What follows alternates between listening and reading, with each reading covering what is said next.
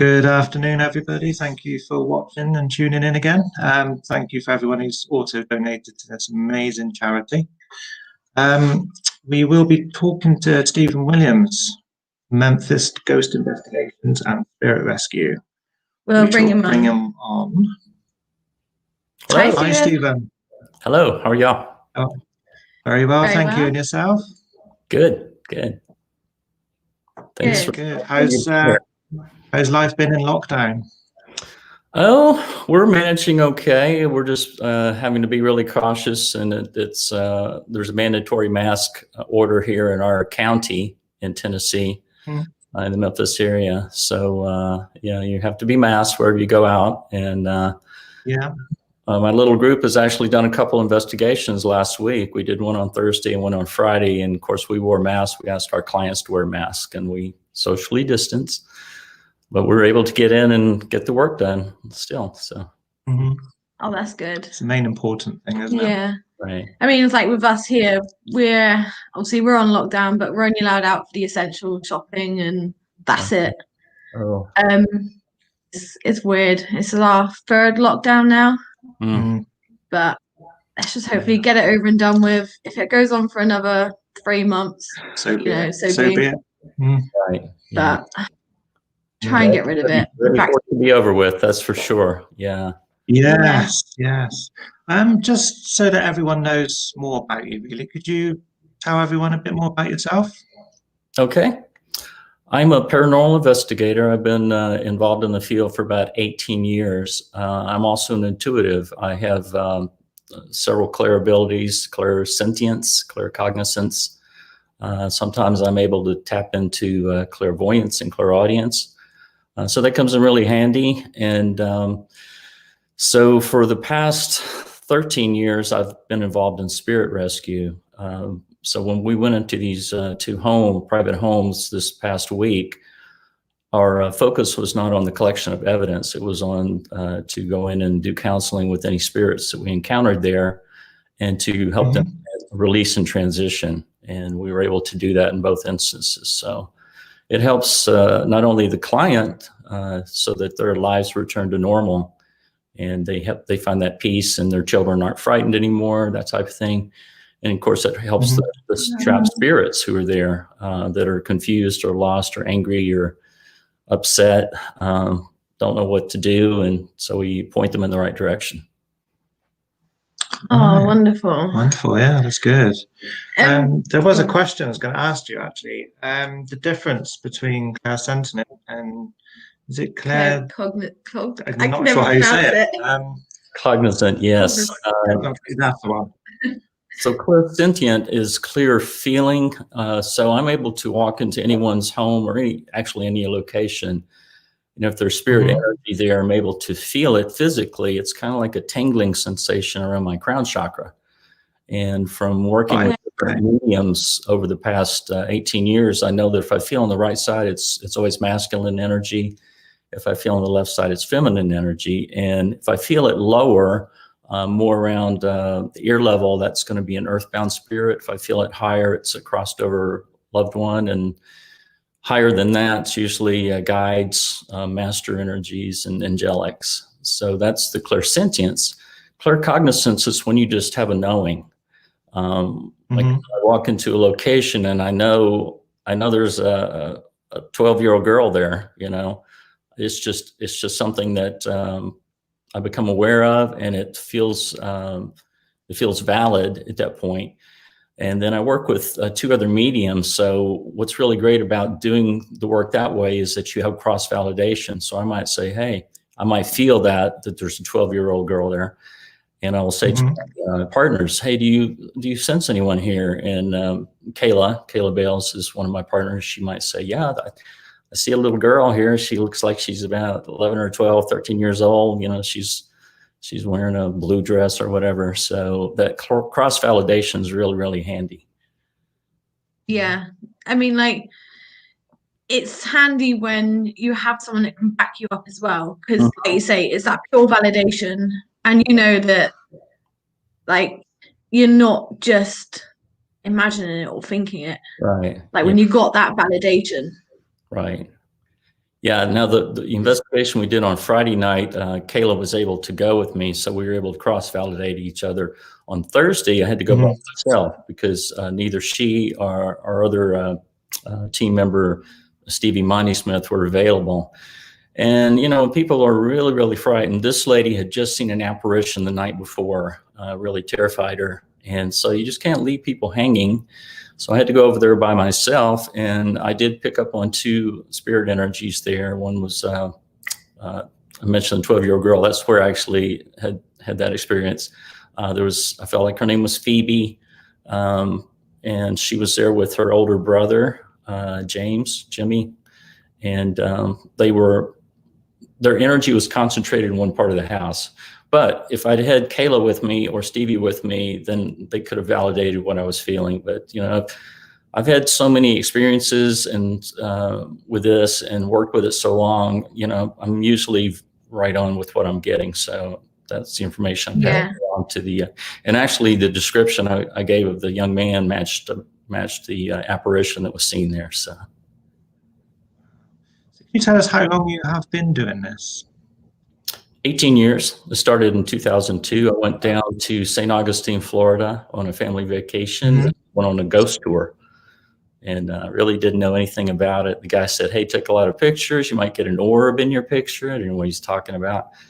And I did get some interesting things in my photos. And then I came back to Memphis, and there wasn't, you know, the TV shows weren't out at that point. That was about a year before Ghost Hunters came on Sci-Fi.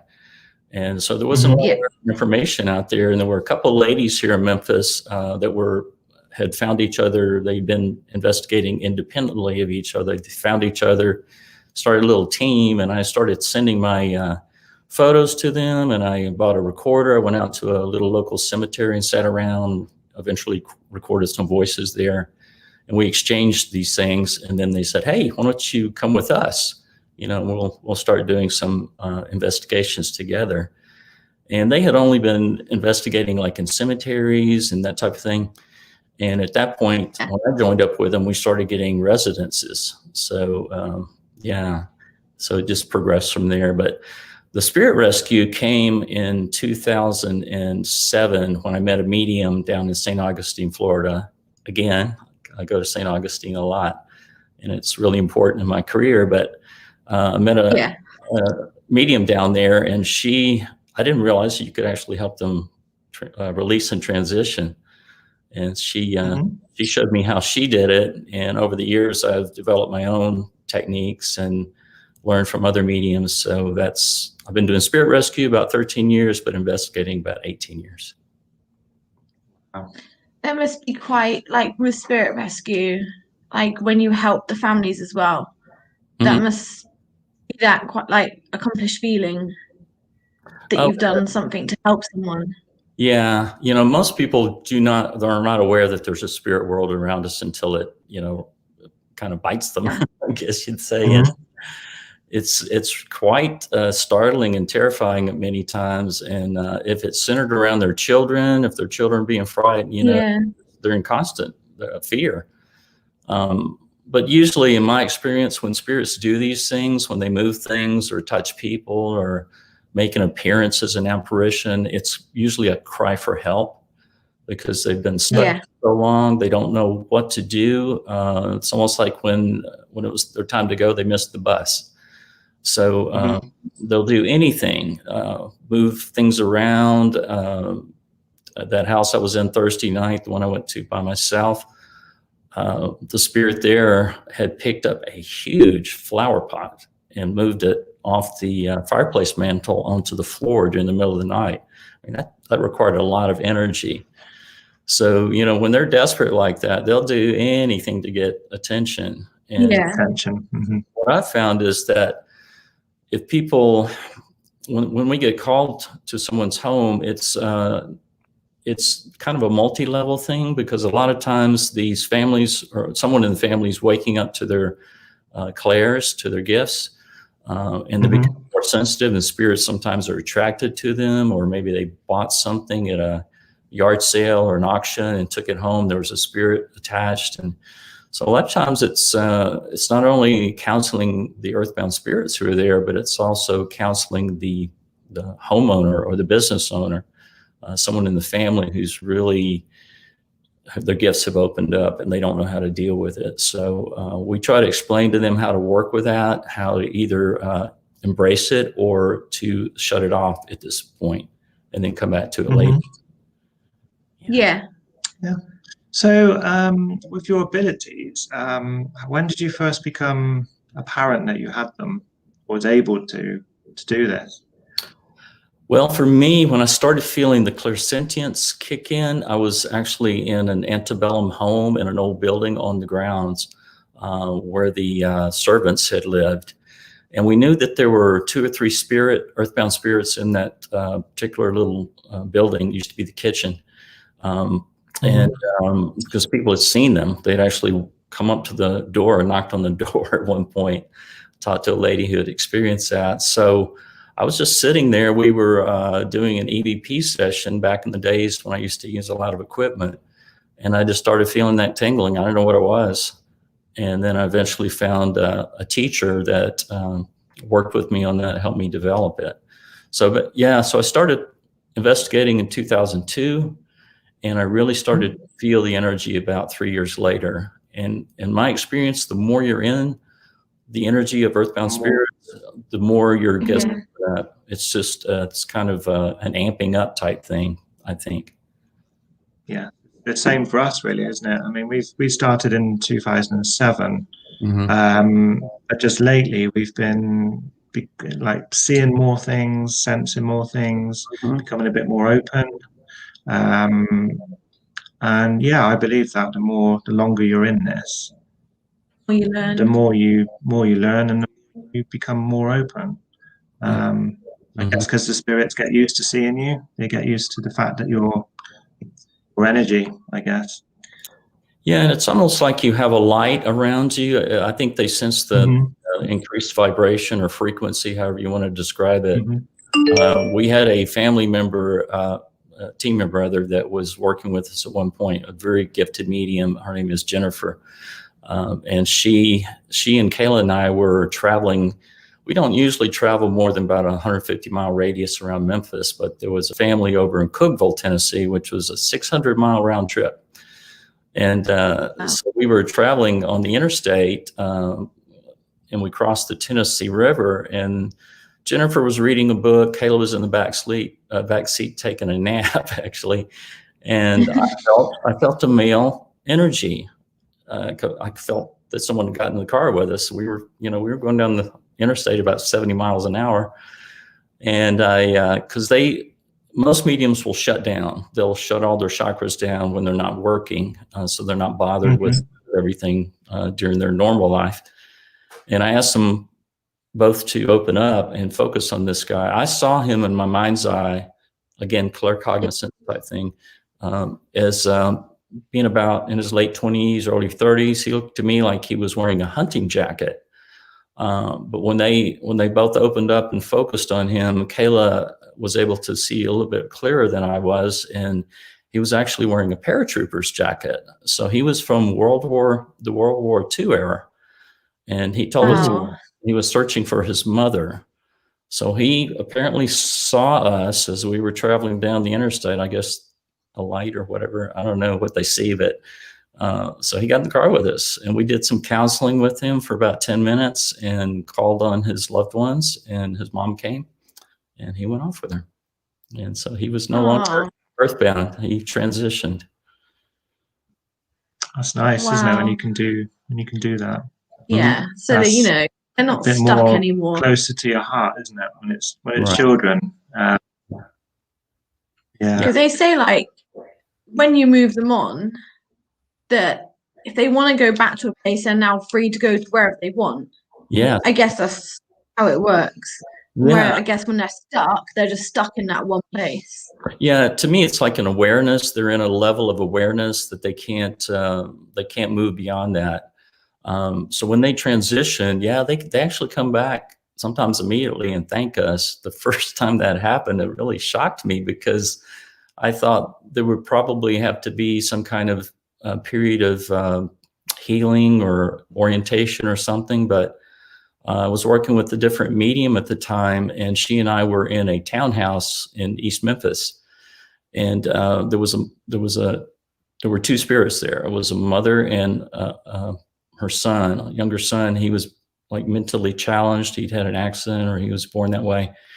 And she told us that she would not leave him. You know, she said, I'm not going to leave him. And we explained to her that if she released and transitioned, she could move into a higher vibration and actually provide a better protection for him, or to help him. And she came back immediately, which really surprised me. And then she took him with her. So yeah, you know, I think time is different in the spirit world. When we think of as a year, it could just be, you know, a day to them. I don't know. It's weird, because I guess, you know, in the spirit world, there is no time. There is no, you know, there's nothing like time-wise. Right. So I guess like with time, it must be hard for them. Yeah. I don't know. It's a hard one. Yeah. Yes, like on with like your senses and stuff. Like that must be quite emotional when things happen, like good and bad on all levels. It's like when you said that guy came back and said thank you. Yeah. Like the emotions that would bring. Yeah, it does make, you know, makes your heart sing when you feel them transition. I feel it. It's like their vibration, the earthbounds, like I said earlier, are kind of around my ear level. I actually feel that sensation move to the top of my crown chakra. So I know when they've released. I know when their vibration gets to the point where they're connecting with their loved ones on the other side. And I've worked with mediums that the first time two mediums I actually introduced to spirit rescue. They had the abilities. They knew they were conversing with spirits and talking, but they didn't know what to do with their abilities. So I asked them to, at different times, I asked these two ladies to work with me. And then the first time, the first medium that I was working with saw a crossing. She described it like almost like an elevator door that opened up, and she could see people. Yeah. She could see into that light.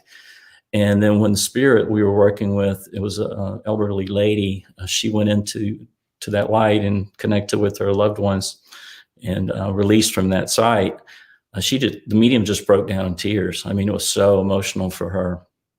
And then the second time, the second medium I was working with, she described it more as a horizon that opened up, and she could see people as far as she could to look into that light.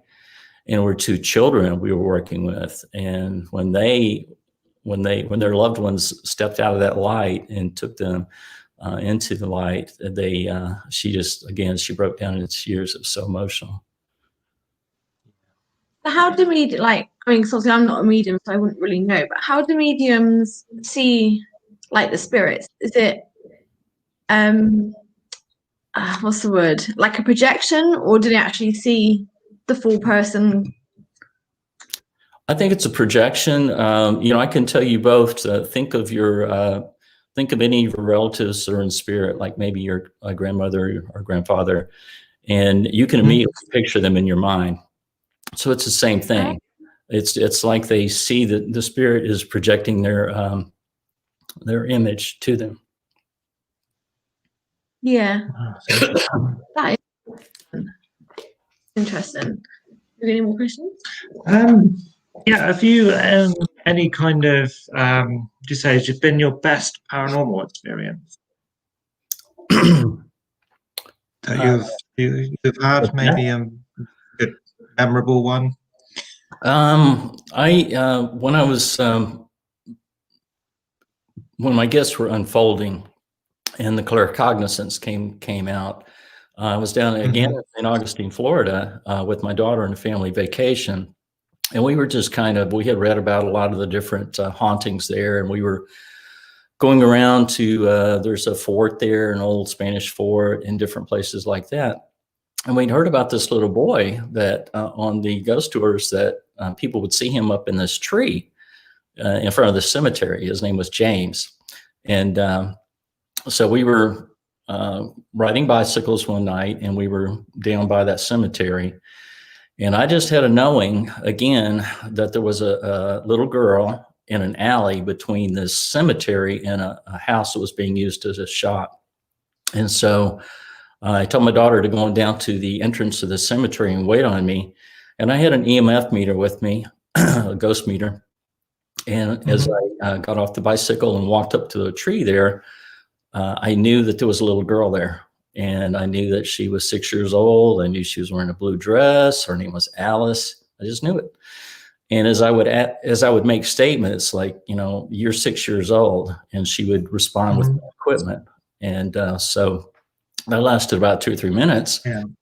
And then I went down to the entrance of the cemetery, and there was a lady that my daughter and I had met earlier that day, who was a spirit photographer, and she was taking pictures. And I mentioned to her about my experience down there, and she said, "Oh, a lot of people see that little girl on the front porch of that house." So that validated it for me. I knew it was a real experience. So that's really when my claircognizance opened up. And that was a pretty profound experience. That was about in 2007. And it was also during that same, that was in July of 2007. I went back in September. I was invited to speak at a conference here about EVP recordings. And I met Linda, the medium I mentioned earlier, and she introduced me to Spirit Rescue. So that was really an important year for me as a paranormal investigator, intuitive paranormal investigator, to start the Spirit Rescue work around then. Okay. So when it comes to the equipment you use, do you like using a lot of equipment, or do you like just going in with the minimal?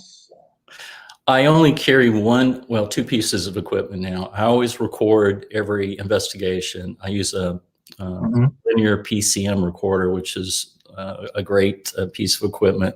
So I want to document what goes on, and sometimes I'll go back and listen and see if there's a voice or something. But the other piece of equipment I take is a simple EMF meter, because sometimes spirits will interact with the equipment, and sometimes the client, you know, is looking for something like that. So usually what I do is I ask the client, "Hey, you want to carry this around while we're here?" Yes. So they like that. It makes them feel like they're part of the investigation. But other than that, I don't use, we don't need spirit boxes or anything like that, because we have the abilities to connect. And the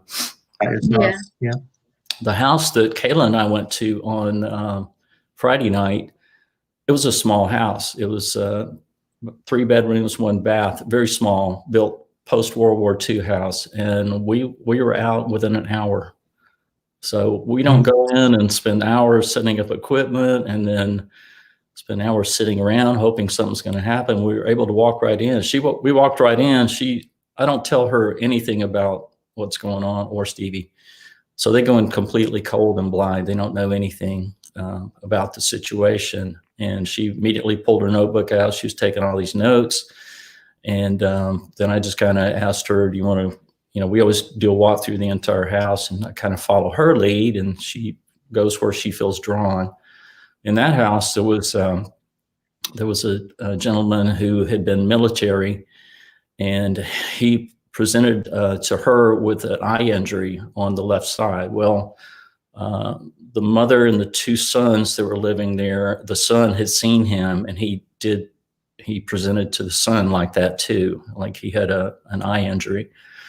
And so we were able, this gentleman, unfortunately, was kind of bipolar. So when you pass, whatever condition you're in, when you pass, continues on in the spirit form. So in his mind, he was tormented, and he was kind of trying to show them how he was feeling. We felt like he had followed the mother at one point earlier, because he gave some information about time period and so forth. And many times I've found that when spirits show up like that, they mistake the person for a former girlfriend or wife, or boyfriend or husband or whatever, and maybe a child. So there's a lot of confusion, and so we're able to since we're energy channels, all three of us, we're able to project this energy to the spirit, which helps them to break out of these mental fogs and loops that they're going to get stuck in. And he was searching for his daughter. And so we were able to have his daughter come. And as soon as he saw her, he was ready to go. So he released in transition. And of course, that's the best thing that could have happened for him, and also for the family, because they no longer are going to experience the closure as well, isn't it? I guess for them. Yeah. Yeah. It's like when we've been on public events, and you'll have members of the public, like with the spirits there. The spirits will be like drawn to a certain member of public because they look like someone, or they remind them of someone. Which it's different. Like, I guess we've all got a twin somewhere. So yeah. And also, I think that's a frequency thing too, because Jennifer and Kayla and I, when Jennifer was working with us, went to a home, and we all connected with this lady from the 1980s who was had the big hair that was popular in the 80s and all the jangly jewelry and everything. She was really flamboyant and really fun. And her boyfriend actually came for her. You never know who's going to show up that she would be comfortable going with or really, really wanted to see. But there was a gentleman also at that location who was a military person, and I was not able to perceive him. Kayla was not able to perceive him because he focused all of his attention on Jennifer, and she actually got the message. He had fought in Iraq with the homeowner, and it was one of his buddies, and he had been around him for a long time, and he wanted to deliver a message to his friend. And so that's just an instance where I think we would eventually have picked up on him, but he focused probably every ounce of his energy directly to Jennifer. And they're very selective, you know. I've had other instances. I used to teach workshops where we would pass out EMF meters to the entire group, and sometimes only one EMF meter would light up in response to questions. So spirits are really selective about who they're interacting with.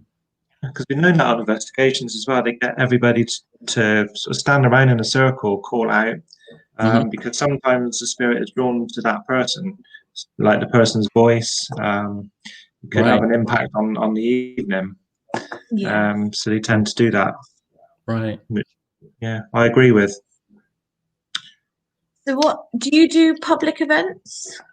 I used to teach workshops, and the purpose of the workshop was to really point out the humanity of this. I mean, you see a lot of TV shows where people will go in, provoke to try to get someone. And that to me is just abhorrent. You wouldn't go into your local bar and do that. You get beat up pretty quickly. And you would. I think some of these investigators that employ those kind of tactics will eventually reap some kind of karma from that. But I mean, it's just a matter of being respectful and exactly. Treat them how you wish to be treated. Exactly. Yeah, and the spirits have free will. I mean, I could talk to both of you and say, hey, you know, you live in the southwest of England, but you really should come to America. You should come to my part of the world and move, you know, and come here. But it's your choice. You know, it's the same with spirits. We counsel, we counsel. Sometimes they release, sometimes they don't.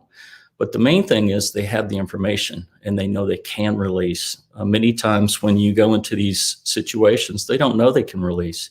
They don't know they have that option. So we feel like with the gifts that we have to be able to communicate so easily and not have to use, spend a lot of time with equipment and that type of thing. We just get a dialogue going back and forth immediately when we walk into a location. We explain that they have options. Most often they will go ahead and release and transition right then. sometimes if they're really thinking about it and we've just started our walkthrough, we'll come back to that person, that spirit person later. Just give them time to think about it. Yeah. Yeah, definitely. Because like obviously saying about America, like there's so many places in America we want to do. Yeah. I mean, like Waverly Hills. We were just talking last night actually on a live, saying how much people want to go from the UK, want to go over to America, and how many people from America want to come over here. Yeah. You know, I've been in your country years ago when I didn't realize I had these abilities. So there's so many places I went to, castles and historic sites, so forth, that I'd love to go back to, and you know, see if there's anybody there I might be able to help. You know. Yeah. But yeah, it's a journey. Yeah, especially where we are. There's lots of places to investigate that people don't even know about. Yeah. So much history where we live. And quite a lot in the whole country, haven't we? Up and down. But yeah, there's lots around where we live at the minute that we haven't even thought about having to investigate. We don't really do a whole lot of public sites. We were actually asked by the city of Memphis to go into a historical site here and determine who was there, because there'd been a lot of occurrences in this particular property. But and I've been in a lot of the places here in Memphis that have a reputation of being haunted. The Orpheum Theater. There's an old dive bar here called Ernestine and Hazel's. It has a haunted jukebox. It'll play music, and if you're talking about something, a song will come on that relates to what you're talking about. So I've wow, that's impressive. I've been love to see that. Yeah, Graceland with Linda, the medium I mentioned earlier. He actually came up behind her and kissed her on the neck, which almost caused her to faint. But that must have been quite scary at the time. No, she's like the world's biggest Elvis fan, so that was just like okay. Yeah, thrill of a lifetime. Yeah. And I had another medium with me at the time, and she verified everything. I could feel his energy, so he's there some. And then I've been in a lot of historical sites that you see on some of the TV shows, the Myrtles Plantation, Thomas House in Red Boiling Springs, Tennessee, the St. Augustine Lighthouse, Fort Sumter. Union Screaming. Wow. What's that? Did you do the Union Screaming House? Yes. Yeah. We were, Stephen LaChance, who lived there and has written a book about that. He was connected with one of the team members I was working with at that time. I worked with a team called the Ghost Stalkers of West Tennessee, and one of the ladies who was the founder of that team, she had a relative in Stephen's area, and I think we were the first team to go into that house, and that was quite an active house. So that was many years ago, but I know a lot of people have investigated there, and he's written the book about it. I think it's been featured on some of the television shows. Yeah. I guess you go to some locations where they don't want you to move the spirits on. I'm presuming, like with the tourists and stuff like that. Yes. Yeah, there was an inn down in Alabama that I went to and invited a lot of friends to one weekend, and on the Sunday, I got up really early with my medium friend I was working with at the time, and we were going from room to room in all the empty rooms. And if we encountered someone there, we were counseling them and explaining to them they didn't have to be there. And one of the ladies who was managing the place came and said, "What are you doing?" And I said, well, we're just talking to the spirits. She said, "We don't want them to leave." And her point was, they're our bread and butter. People won't come here.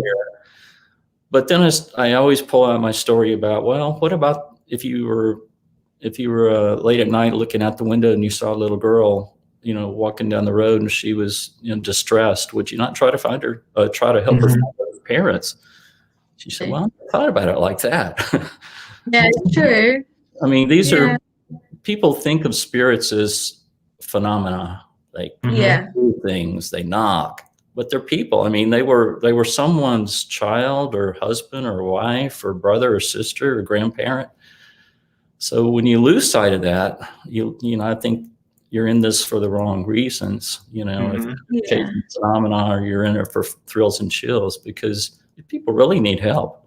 Yeah. Yeah, that's completely understandable.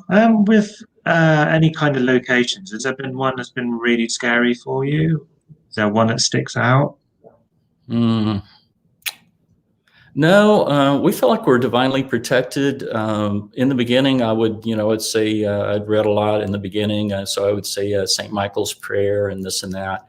But I feel like you're in this work for the right reasons, and you're trying to help not only your client, you know, without any kind of need for recognition or compensation in any way, and your focus is on trying to help these spirits who are trapped here.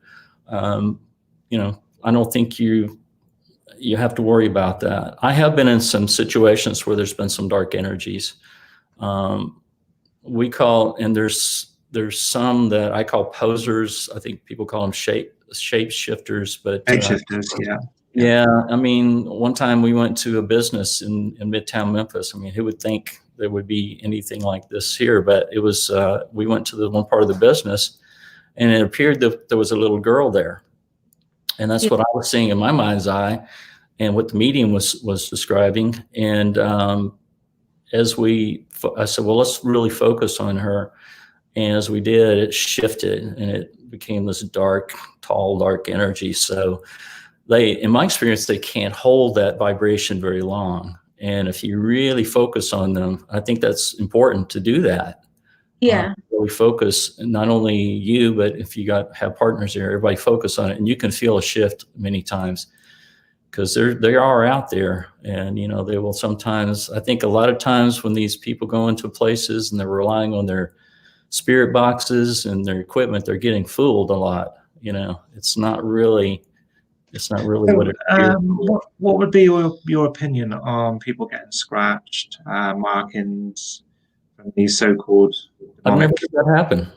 I don't know. I don't know why they would be experience something like that.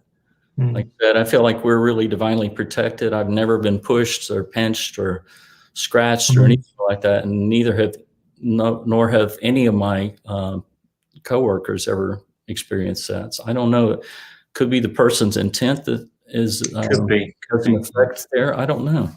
Yeah, it's a hard one, because it's one of those things that are unexplainable. You don't know how it's happened, or so yeah, it's a hard one to answer, really. Yeah.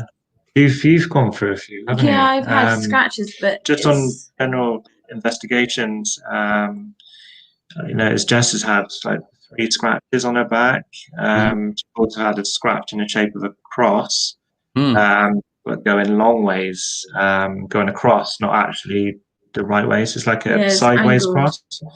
What all these actually mean, I don't know, because again, we always investigate with the best kind of positive way, not at all negative or nasty in any way to the spirits. Well, there are dark energies out there. It seems like our spirit guides that are working with us in spirit rescue tend to send us cases that involve earthbound spirits. We're not working with the darker energies, but if I ever go into a place, now I told you that I feel masculine on the right side, feminine on the left side, and so forth. Now, if I feel it going down the back of my neck, that is the dark side. So I do have an early warning system, and but we have allies on the other side that we work with, powerful allies for protection, for communication, for healing, and in those instances, in fact, there was a house that we were in last year, and we encountered an energy, a masculine energy in a room, and he was definitely not going to respond to counseling. He had been making the client feel like she was being smothered at night, like he was placing a pillow over his head. And in those instances where you cannot work with a spirit, we'd always call in our allies from the other side and ask them to make a decision whether or not that energy be allowed to stay there or be removed. And he was removed. So we're able to deal with those types of situations, and they're rare though. I mean, you see a lot of these TV shows, there's a demon under every rock, right? Yeah, there is. Yeah, there is. I guess most, that's how they get their viewers to come back and keep watching. I think mostly that's just angry people, you know. Yeah, I was gonna say, like everyone says like demons and Satan and devil. It's just a spirit angry, that is angry. Upset spirit. Yeah. We've come across spirits from earlier time periods, like from the American 18th century, that in that time period, many men had an inferior notion about women. So the mediums that I work with are really clairaudient, and they're able to see and hear more so than I am at this point. But many times they won't talk to them. The old grumpy guys won't talk to them, so they have to relay the message to me, and I have to respond to the guy through them. So they keep their same mindset in spirit form. Like I remember one investigation we did in August when we went to a place called Guy's Cliff House, and the room upstairs, what are they called? The Masons. Masons. Oh. And we had 2 mediums there, and we all 3 women sat in the chairs, and one of the mediums just went absolutely mad. Like, this guy that came through did not want women sat in the chairs. Right. Funnily enough, that was when you had the scratches. And that's when I had one of the scratches as well. But it was just to watch these 2 medium, like one medium that just went mad. It was quite scary to watch. Right. And I don't think she was expecting it. Like, I think it just happened out of the blue. She wasn't ready for it. Right. But yeah, that was quite a scary experience to see as well. Yeah. And you were sat right next to her. From watching her and her reactions. They don't change their personality, whatever they do with them. And in fact, one time sometimes it's the last thought they have that's stuck in. There was a young girl that we discovered in a closet in an old house in Midtown Memphis, and when we connected with her, all she would say is, "The house is on fire." So that was the last thing she remembered, and she was stuck in that. So because she was from a much earlier time period, so no telling how long in our time she had been there, just agonizing over that and feeling like she was, was going to be killed. And as energy channels, we were able to project some high vibrational energy to her and help her break out of that loop, and to where we could actually get a dialogue going. And then she calmed down, and she realized, what had happened, and she was ready to go and be with her loved ones on the other side. So they came pretty quickly for her, and she was able to get out of that closet. I know you're not a fan of kitten stuff, but what about Ouija boards? Well, I think it's intent is the important thing there, because I have a friend in Little Rock, Arkansas. She's a really great medium, and she and her mother, before her mom passed, they made an agreement with each other that if whichever one passed first, the other one would try to contact them. And her mother passed unexpectedly, and she did not know she was a medium at the time. So she was trying everything she could to contact her mother. And one of the ways one of the things she used was a Ouija board, but her intent was only to contact her mother. It was not to open up and say, "Hey, I want to talk to anybody."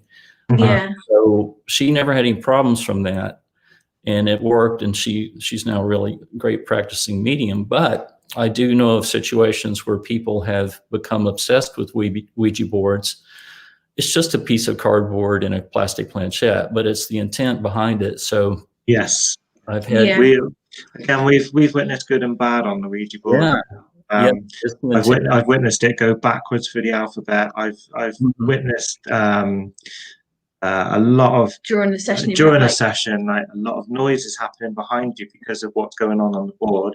We've used EMF meters, and they've gone right up to red on the K2, for instance. At the same time, and also another time we've used it, and it was starting to spell the ZO. So again, it was with the people we were with. They were some were quite aggressive. Yeah, some were being quite forceful, which I don't believe in. So now we tend not to do the Ouija board unless it's with people we fully trust. I mean, it's just a tool. You could sit and do the same thing without the board. To me, it's the intent that's important. And it's also, to someone who's inexperienced, the way the analogy I always use is like, it would be, would you open your door tonight and just leave your door open, and whoever happened to walk by could actually come into your home? It's the same thing. So when you do that Ouija board and or anything like that, pendulum or anything, and you're not setting your intent clearly to only talk to the highest and highest vibrational energies, you're going to get the low level ones that come in that like to leaving yourself open, cause mischief and cause problems, and all that kind of stuff. Leaving that portal open, aren't you, for anyone to come in? Yeah. But I guess you can get good and bad on all sorts of things. Can't you? Same with the kit, the spirit boxes, things like that. Sure. The same thing can happen on that. Again, I don't know what your belief is on the spirit box. Well, I've never used one, but there's another team in our area that we're friendly with, and they do use them. And we've actually, we're going to try to get together and do a joint thing this year, if possible. But they have been gracious enough when they've gone into different locations and used their equipment and gotten some results to, if the client still wants additional information, contacted us, and we've gone in without knowing what they got through their equipment, and then intuitively we get the same information and compare notes, and it all matches up. So there's nothing wrong with using equipment if that's the means to get to the end for someone who hasn't developed their intuitive gifts. That's great. And so there's just different ways of doing this. Because before you have like your own ghost investigation and spirit rescue, were you with part of a team before? I'm sorry, what?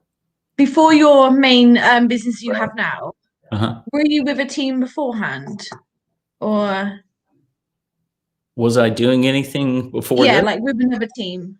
Oh yeah. I've been in the beginning when I found those two ladies. They had a team called the Ghost Stalkers of West Tennessee, and that was in 2002. So I was with them for about 4 years, and then one of the ladies moved off, and the other one decided she wanted to do something else. At that point, we had 4 or 5 core members, and that name really didn't say where we were operating, so we changed the name to Memphis MidSouth Ghost Hunters. And the reason we use Ghost Hunters, I've never liked that word because that implies that you hunt someone. Yes, people. But the Ghost Hunter show was extremely popular at that time, so I knew that people would probably use that when they searched on Google. So that I was with that group for a while, and then it finally ended. And then I investigated solo for a good long while. And what prompted me to start this new team was in 2018, the spiritual teacher that I went to and studied with when I was trying to develop my clairs, she has a reunion every year, and all of her students from around the world come here to the Memphis area. And we get together over a long weekend and do exercises and so forth. And one of the things they do during that reunion is they do platform readings like the spiritualist churches do in England. And during this platform reading, Kayla, who I just met one time before, was in front of a group of audience members. She was sitting on the stage with about 6 or 7 other people. And when it came to be her turn, she stood up and she brought in a message from someone's aunt. And then she started describing this little girl. And there's a spirit girl around me. Well, it's Alice, the one that I described earlier in St. Augustine. So when Alice was, when I went back in September that year, I didn't tell Linda, the medium that I met, anything about Alice. And we were walking down past the cemetery, and she looked up on the porch and said, "Oh, there's a little girl up there, or two little girls." There was another girl there named Susan. So she described Alice perfectly. And then she went back the next night and helped her cross over. After that, Alice started appearing around me. And when we did spirit rescues, when we did investigations, Alice would show up. So she's kind of a spirit rescue who's now a spirit rescuer. So during this platform reading, Kayla started describing this little girl. And I was thinking, is she talking about Alice? Everything matched up perfectly, except she said her hair was brown. Alice she always presents as having blonde hair. Mm-hmm. Afterwards, I went up and talked to her and said, "Well, what color was that little girl's hair?" And she said, "Well, it's kind of strawberry blonde." And so it was Alice. And at that point, I knew I had not been investigating for about a year. I kind of took a break. I knew it was time to start up again. And so I formed the new Memphis Ghost Investigations and Spirit Rescue team. And Kayla was the first person I asked. And then there was a couple other people that worked with us in the beginning, and they got busy with other things. And now it's me and Kayla and a young developing medium named Stevie Monty Smith. Okay. So that's how it came about. So yeah, I've worked with different teams and worked solo a lot too. With the teams, were you like a bit like the medium kind of there while the others were investigating, or? No, actually, when I kind of left the team concept behind, I met a medium in a haunted house. She was the friend of one of my client. And so when we go into someone's home and they live alone, we always give them the option of inviting a friend or family member to be there. So here's a couple of strangers coming to your house.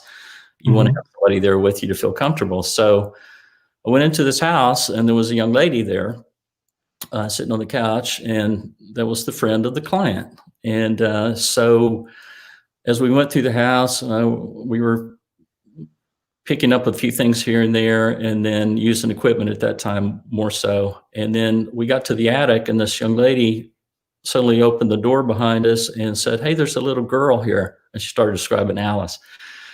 And my partner at the time, a guy named Eddie, he had lost his son, unfortunately, in a traffic accident. She described his son. So I knew she was a really great medium, and she would really be great in this work. So she's actually the one that saw the crossing as elevator door type thing opening up. So after that, I said, "Hey, would you be interested in doing this kind of work?" So she and I worked together for about 4 years. So many times it's just been me and a medium. Then after her came the other medium who saw the horizon open up. That was Stephanie. So it's like spirit brings in the people at the right time. It helps me to develop as a medium, but they are usually much more advanced, I guess you'd say, because they have had these abilities and have been aware of them since they were children. They've seen spirits since they were children. To me, this happened much, much later in life. I'm a big believer in people crossing paths for a reason. I don't believe it's just by accident. Yeah, so I've been blessed to have worked with almost a dozen mediums over the past 18 years, and I've learned a lot from them. They've learned a lot from me. Many of them didn't know what to do with their abilities, so now they're, they knew that they could talk to spirits, and the first one there that saw Alice in the attic, she's now doing readings, and so it helped them in a sense to find their purpose. It's also like a big learning curve, isn't it, for everybody in this field? You all learn from each other, and there's always more to learn. Right. It's just, and we've met so many nice people. It's wonderful work, and you make a lot of friends, lifelong connections, and I wonder sometimes when it's my time, will I see some of these spirits that we've helped cross over? Will they be there to greet me? So that would be that would be really nice, wouldn't it? Yeah. It's like in the last year, I think we've met some amazing people, and I sense things, like I'll feel things, and if the energy is quite high, like I could get like a really bad headache, or I'd feel nauseous. See things out the corner of my eyes. I think one occasion I have heard something, like a voice. Couldn't quite make out what it was. But that's only been meeting like, you know, other mediums. It's only been since then that it's kind of opened it up a bit. Whereas before, I didn't think anything of it. I could walk in and go, oh, you know, that gave me the chills. But that's about it, you know. Yeah, it's in the beginning, I described myself as being as psychic as a fence post because I couldn't feel anything, you know, really couldn't. So it's a process. What we've done here, in fact, we're doing this tonight. This is a second development circle I've formed. So tonight I'll be meeting with about 10 other people who are interested in mediumship, developing their mediumship and their psychic abilities. So I've seen some really amazing things happen. We modeled that after the English sitting circles, you know, that I read about, you know, where they would sit weekly, you know, never less, and they would have a lot of physical phenomena and things occur. But it's just been a great way for us to develop our abilities. We also do spirit rescue circles. So we will sit in our circle. Maybe tonight we'll do this, and we will ask our guides if there are any earthbound spirits in the area who need help. They'll bring them to us. It helps the members of the circle to develop their abilities, because one person might see a physical aspect of the spirit. Another person might hear a name. Another person might get an emotional aspect of the spirit. So everybody pitches that in, and we kind of build a picture of who we're working with. And then we ask for their loved ones to be brought. We help them to transition. So yeah, so you might want to think about forming a circle there when your lockdown ends and you're able to get together again. And so what about Spiritus Church? And you know, so many people have said, "Oh, you should go." And I've heard, like, over the weekend, so many people talking about it. Yeah, it's something worth looking at. If you hear it more than once, you should pay attention. Yeah, that's telling you. Yeah, definitely. Yeah. So yeah, that's a great way to develop. And the good thing about that is when you sit in a group of people like that, and there's other mediums there, and you see something, and they see it too, you get the validation, which builds your confidence. Yeah. So I don't second guess myself anymore. When I went to the house the other night by myself and I felt there was a 12-year-old girl in there named Phoebe, that's what I told my client, because I know she was there. Yeah, definitely. She was playing with her energy was concentrated in a back bedroom where the client's granddaughters played. And so I had the feeling she was 12, but in her mind, she felt like more like a child. Yeah. She was attracted to those two grandchildren and probably was in that room a lot. Yes. It's just, you know, it's all incredible. The spirit world. Yeah. How it all works. It's just fascinating, isn't it? It really is. Yeah, it's just been it's more than just a hobby for us. So it's more, we take it quite seriously, don't we? It's been a journey over the last. I was going to mention too, Jess, that there's an English medium, Kyle Gray. Are you familiar with him? No. He's a fantastic medium. He's written quite a few books. There's one that I would highly recommend you get. It's called Raise Your Vibration. Okay. And it's a daily practice. I think there's 111 different practices there. You could do like one a day or one every other day. And that book is amazing. That book certainly was channeled from spirit, I believe. And so I think that book would really help you to develop what seems to already be opening for you. Yeah, I'll definitely look into that. Definitely. 100%. Well, it's been a pleasure speaking to you, Stephen. That's creeped up really quickly. Thank you. The time's gone by quick. Always flies by, doesn't it? Well, thank you.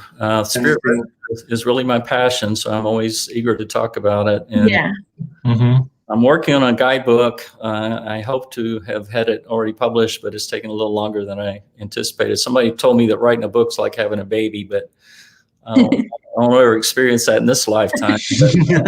Imagine how difficult that is. So hopefully I'll have that out in the spring or summer, and it's going to be it'll list all the techniques that we use during our rescues. And I'm kind of a KISS, KISS, keep it simple kind of guy. So it's going to be really easy. It's all the techniques I've learned over the years working with different mediums and have developed on my own. So my hope is that all these paranormal investigation teams out there, or anybody who attracts spirits to them, will get some guidance as to how they might be able to incorporate their intuition and their clairgifts into this work too. Yeah, definitely. Excellent. Wonderful. So we'll keep an eye out for your book then. Okay. Yes. All right. Definitely keep an eye out for it. Great to meet So you. where can people get hold of your book? When it comes out. Well, I'm not sure it'll be available everywhere. The books are available, but our website is Memphis Ghost Investigations. That's .com. So we list, we put a lot of our cases on there and interviews and things like that and resources that might be helpful to people. And we also have a Facebook page. People can search for Memphis Ghost Investigations and Spirit Rescue and find us there.